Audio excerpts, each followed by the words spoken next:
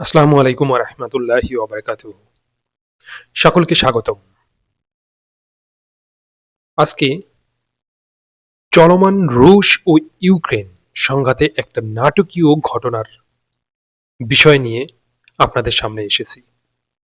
যেখানে একজন রাশিয়ান সৈন্য একাই অন্তত 12টি ইউক্রেন ফার্স্ট পারসন ভিউ অথবা এফপিভি ড্রোনের মুখোমুখি হন।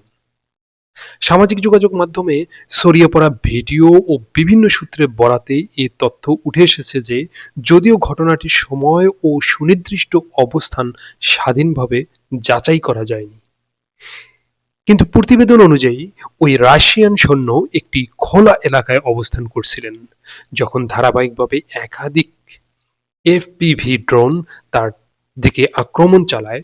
ভিডিওতে দেখা যায় সৈন্যটি আশ্রয় নেওয়া, অবস্থান পরিবর্তন এবং সীমিত প্রতিরোধমূলক কৌশল ব্যবহার করে ড্রোনগুলোর আঘাত এড়ানোর চেষ্টা করেন। কিছু ড্রোন লক্ষ্যভ্রষ্ট হয় বা বিস্ফোরণের আগেই মাটিতে আছড়ে পড়ে বলে দাবি করা হচ্ছে। ভিডিওতে যে বিষয়টা দেখা যাচ্ছে আমরা স্পষ্টভাবে দেখতে পাচ্ছি যে একজন সৈন্য কিভাবে নিজেকে আত্মরক্ষার জন্য প্রাণপণ চেষ্টা করছে। এখানে সামরিক বিশ্লেষকদের মতে ঘটনাটি আধুনিক যুদ্ধক্ষেত্রে এফপিভি অর্থাৎ ফার্স্ট পারসন ভিউ ড্রোনের ক্রমবর্ধমান প্রভাব এবং একই সঙ্গে একক সৈন্যের ঝুঁকিপূর্ণ অবস্থানকে তুলে ধরে। স্বল্প খরচে দ্রুত মোতায়েনযোগ্য ও এই ড্রোনগুলো বর্তমানে উভয় পক্ষের জন্যই কার্যকর অস্ত্র হিসেবে ব্যবহৃত হচ্ছে। তবে ইউক্রেন বা রাশিয়ার পক্ষ থেকে আনুষ্ঠানিকভাবে এই ঘটনার বিস্তারিত নিশ্চিত করা হয়নি। বিশ্লেষকদের ধারণা তথ্যযুদ্ধ ও মনস্তাত্ত্বিক প্রভাব তৈরির উদ্দেশ্যেও এমন ভিডিও ও দাবি প্রচার করা হতে পারে। এ ঘটনা আবারও দেখিয়ে দেয়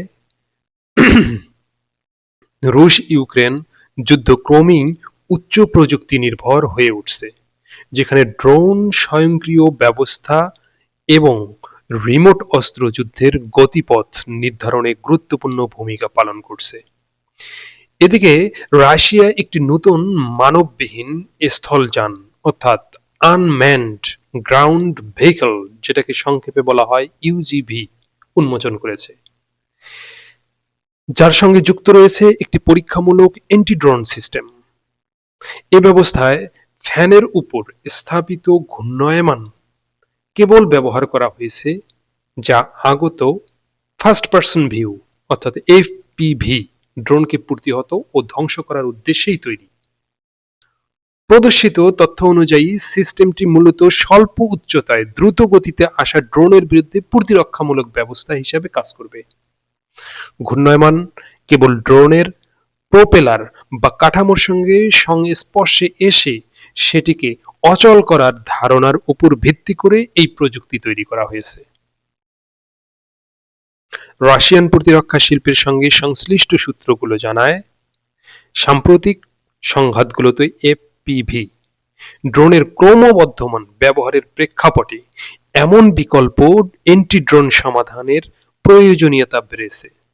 প্রচলিত ইলেকট্রনিক জ্যামিং বা ক্ষুদ্র অস্ত্রের পাশাপাশি যান্ত্রিক পদ্ধতিতে ড্রোন মোকাবেলার সম্ভাবনা যাচাই করতেই এই পরীক্ষামূলক উদ্যোগ। তবে এখনো এটি পরীক্ষামূলক পর্যায়ে রয়েছে এবং বাস্তব যুদ্ধক্ষেত্রে কার্যকারিতা, নির্ভরযোগ্যতা ও নিরাপত্তা নিয়ে আরও পরীক্ষা চালানো হবে বলে জানানো হয়েছে। রাশিয়ান কর্তৃপক্ষ এ বিষয়ে বিস্তারিত কারিগরি তথ্য প্রকাশ করেনি।